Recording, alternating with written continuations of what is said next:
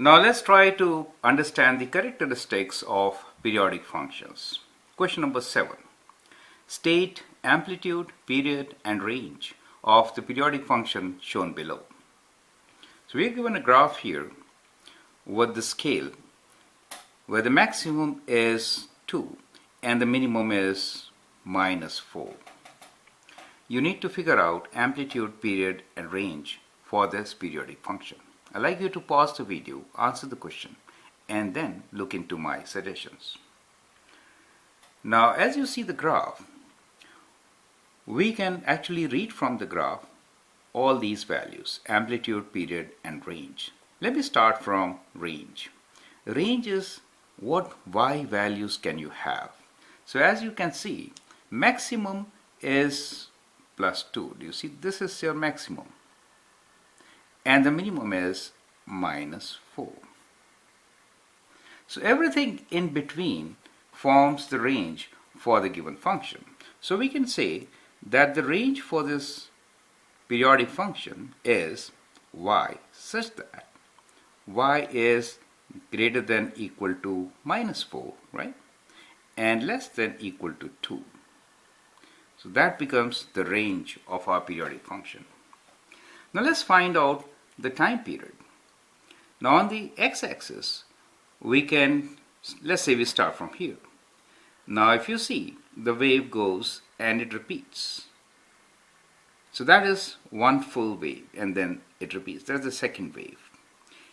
Time it takes is from -4 to 0, and therefore the time period is 4 units, right? So the answer is 4 units. After every 4 units, the cycle repeats. Amplitude. How to find amplitude in this particular case? That's kind of tricky. Now to find amplitude, it is necessary to find axis of the periodic function. Now axis is something in between maximum and minimum, right? So the maximum value for us is 2 and the minimum is 4. So let's add them up and divide by 2. So if we do that, we get -2 divided by 2, which is equals to -1. So the axis is at -1. That is the axis, y equals to -1. Amplitude is how far it is from the axis. So it is 3 units above and 3 units below. So we can say amplitude is 3 units. Well, you could have answered the question straight also. That is, to find amplitude, what should we do? We can do maximum minus minimum divided by 2. That gives you amplitude. Maximum value is 2, so we can say 2 minus minimum, which is -4, divided by 2, right?